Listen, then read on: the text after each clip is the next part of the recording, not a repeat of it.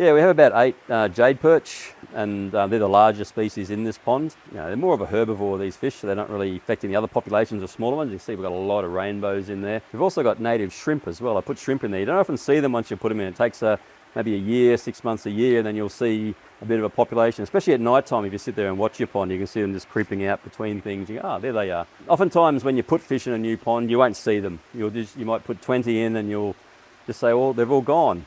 They're in there, they just haven't sort of acclimatized exactly to be social.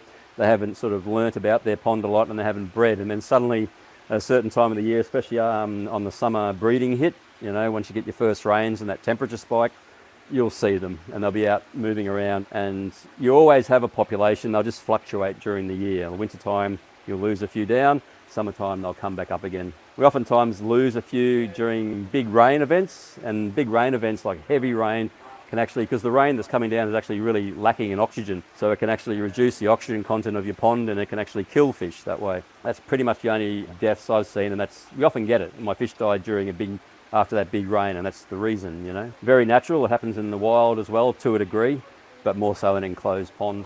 Yeah, so they're all happy. I mean, they're moving along. I've got 2 goldfish in there, which actually were my mum's. They're growing to a beautiful size, and they hang out with the jade perch. They're all happy together.